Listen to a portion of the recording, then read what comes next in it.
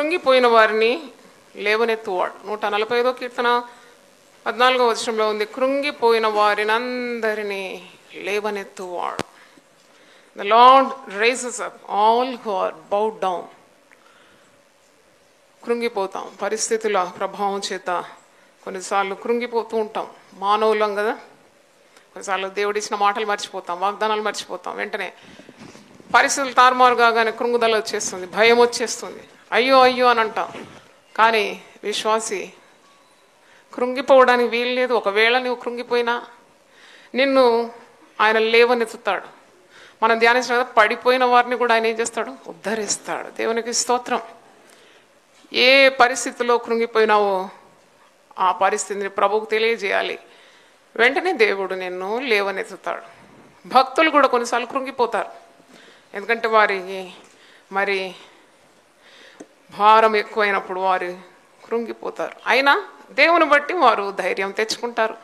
42వ కీర్తన 5వ వచనం, నీవేళ తొందరపడుచున్నావు, దేవుని యందు నిరీక్షణ ఉంచుము, ఆయనే నా రక్షణకర్త నీవు నా దేవుడు నీవు చెప్పుకొనచ్చు, ఇంకను నేను ఆయనను స్తుతించేదాను. ప్రాణము కృంగిపోతున్నప్పుడు ధైర్యం తెచ్చుకోవాలి. ఎవరిని బట్టి ధైర్యం తెచ్చుకోవాలి? దేవుని బట్టి ధైర్యం తెచ్చుకోవాలి. ఏడ్చుటకు శక్తి లేనంత బిగ్గరగా దావీదు ఏడ్చిన సందర్భాలు ఉంది కదా, మనం వాక్యంలో చాలాసార్లు చూసినాం. దావీదు దేవుని హృదయానుసారుడైన మనుషుడు, దైవభక్తుడు, దైవజనుడు. కానీ కొన్ని సమయంలో కృంగిపోయినాడు. అప్పుడు భయపడ్డాడు, కృంగిపోయినాడు, ఏడ్చినాడంట. ఏడ్చుటకు ఇక శక్తి లేనంత బిగ్గరగా ఏడ్చినాడంట. అప్పుడు దేవుని బట్టి ధైర్యము తెచ్చుకున్నాడు.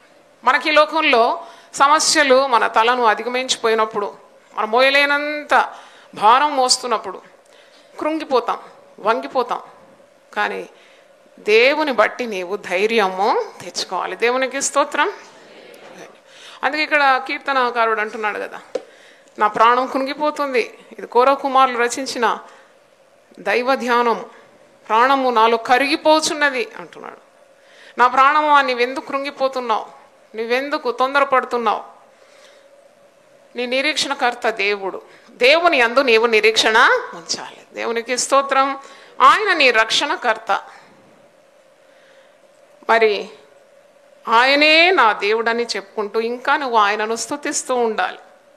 స్తుతించాలన్నమాట. స్తుతి ద్వారా ప్రతి కృంగుదలను జయించాలి. ఆయన తన కృపను నీకు కలగడానికి ఆజ్ఞ ఇస్తాడు. 8వ వచనం చూడండి, 42. ఆయనను పగటి వేళ యెహోవా తన కృప కలుగని ఆజ్ఞాపించు. రాత్రి వేళ ఆయనను గురించిన కీర్తనయు, నా జీవదాత అయిన దేవుని గురించిన ప్రార్థనయు నాకు తోడుగా ఉంటుంది కదా. కొన్నిసార్లు ప్రభువుని నమ్ముకుంటాం. ప్రభు మార్గంలో వచ్చినప్పుడు, ఏదైనా మనకు సమస్య వచ్చినప్పుడు అన్యులు అంటారు, ఏమైంది, నీ దేవుడు ఏమైనాడు, నీ భక్తి జీవితం ఏమైంది, నువ్వు ఎన్ని ప్రార్థనలు చేసినావు ఏమైంది అని అంటారు. ఇక్కడ ఈ కీర్తనకారునితో కూడా అలాగే అంటున్నాడు. 10వ వచనం చూడండి, నీ దేవుడు ఏమాయనని నా శత్రువులు దినమెల్లా అడుగుచున్నారు. దినమంతా అడుగుతున్నారంట, దేవుడు దేవుడు అన్నావు, దేవుడు ఏమైనాడు. వారు తమ దూషణల చేత నా ఎముకలు విరుచున్నారు. నా ప్రాణం నాలో కరిగిపోతున్నది, నా ప్రాణం కృంగిపోతుంది. అయినా ప్రాణానికి ఒక ప్రసంగం చేస్తున్నాను. నా ప్రాణమా నువ్వు కృంగకూడదు, నా ప్రాణమా నువ్వు తొందరపడకూడదు. దేవుడే నీ రక్షణకర్త, ఆయన నీ నిరీక్షణకర్త, ఆయన నీ విశ్వాసమునకు కర్త, ఓర్పుకు ఆదరణకు కర్త, సమాధానకర్త. కాబట్టి దేవుని బట్టి నువ్వు ధైర్యం తెచ్చుకోవాలి. నువ్వు దేవుని ఇంకా స్తుతిస్తూ ఉండాలి అని వాక్యంలో చూస్తున్నాం కదా. మనము ఎన్నెన్నో ఆశలతో, ఎన్నెన్నో కోరికలతో ఈ లోకంలో ఉంటాం. పిల్లల్ని పెంచి పెద్ద చేస్తాం, వారు మనల్ని వృద్ధాప్యంలో చూసుకుంటారని ఒక ఆశ ఉంటుంది, ప్రతి తల్లిదండ్రులకు ఉంటుంది. వారిని లెక్కబెట్టినప్పుడు ప్రాణం ఏమైపోతుంది? కృంగిపోతుంది. అయినా కృంగిపోవాలన్నా మనం ఎప్పుడు కృంగిపోవద్దు. మనకు దేవుడు ఉన్నాడు, సృష్టికర్త అయిన దేవుడు. నిన్ను తల్లి గర్భంలోనే రూపించుకున్నాడు, తన అరచేతుల మీద చెక్కుకున్నాడు. సదాకాలం తోడుగా ఉంటానని దేవుడే వాగ్దానం ఇచ్చినాడు కదా. ఎవరు తోడుంటారు సదాకాలం? దేవుడే తోడుంటాడు. కాబట్టి దేవుని బట్టి నువ్వు ధైర్యం తెచ్చుకోవాలి. ఒక రోగం వచ్చింది, కృంగిపోకూడదు. ఎందుకంటే ప్రశస్తమైన దేవుని వాగ్దానాల తట్టు నువ్వు చూడాలి.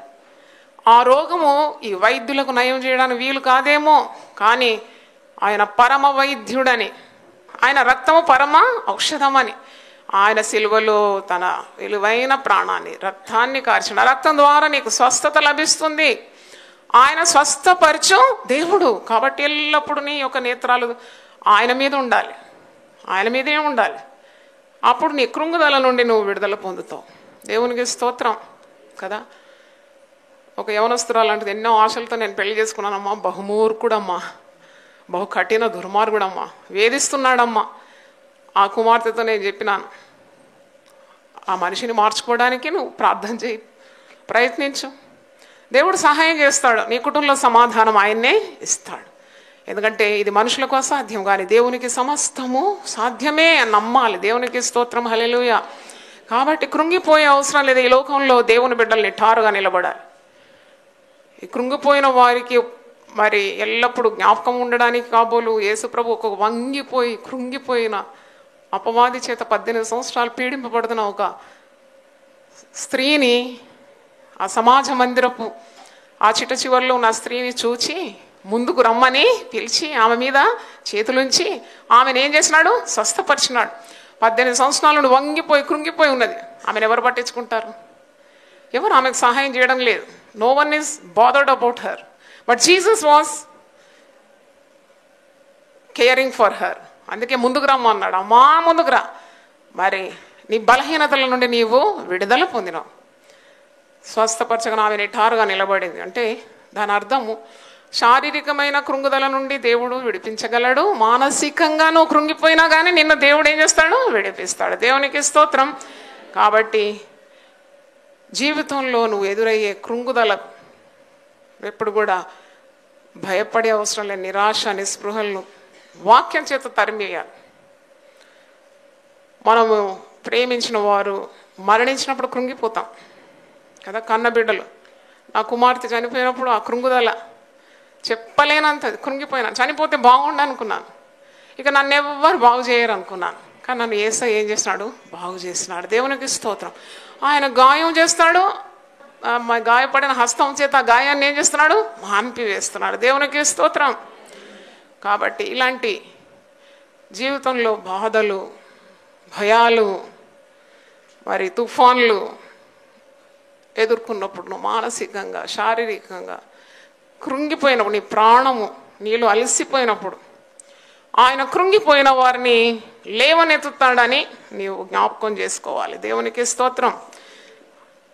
ఆయన తండ్రి లేని వారికి తండ్రి, విధవరాళ్లకు న్యాయకర్త, ఆయన దిక్కు లేని వారికి పరమ దిక్కుగా ఉన్నాడు. కాబట్టి ఆయన తట్టే నీ యొక్క దృష్టి ఉండాలి. దేవునికి స్తోత్రం, హల్లెలూయా. ప్రతి పరిస్థితిని చక్కబెట్టగల దేవుడు ఉన్నాడనే విశ్వాసం. కనుక నువ్వు కృంగిపోకూడదు. కృంగిపోయినప్పుడు వెంటనే ప్రార్థన చేయాలి. కృంగిపోయినప్పుడు దేవుని వాక్యాన్ని హత్తుకోవాలి. కృంగిపోయినప్పుడు వాగ్దానాలు ఎత్తిపట్టి ప్రార్థన చేయాలి. ఎందుకంటే దేవుడు సత్యవంతుడు. ఆయన ప్రతి కార్యాన్ని నీ పట్ల నెరవేరుస్తాడని విశ్వాసం. దేవునికి స్తోత్రం, హల్లెలూయా.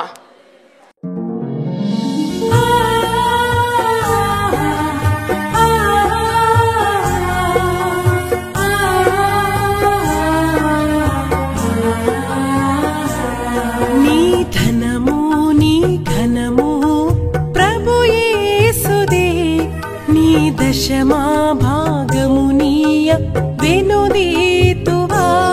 నీ ధనము నీ ఘనము ప్రభు యేసుదే. నీ దశమా భాగము నీయ వెనుదీతువా. ధరలోన ధనధాన్యములనీయగా కరుణించి కాపాడి రక్షింపగా. ధరలోన ధనధాన్యములనీయగా కరుణించి కాపాడి రక్షింపగా. పరలోకనాదుండు నీకీయగా మరి యేసు కొరకీయ వెనుదీతువా. పరలోకనాదుండు నీకీయగా మరి యేసు కొరకీయ వెనుదీతువా. నీ ధనము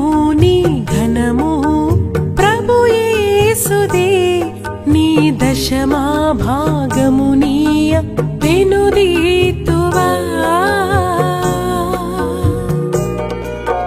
పాడి పంటలు ప్రభువు నీకీయగా కూడు గుట్టలు నీకు దయచేయగా పాడి పంటలు ప్రభువు నీకీయగా కూడు గుట్టలు నీకు దయచేయగా వీడంగ ప్రభు యేసు నామంబును గడువేల ప్రభుకీయను క్రైస్తవా వీడంగ ప్రభు యేసు నామంబును గడువేల ప్రభుకీయను క్రైస్తవా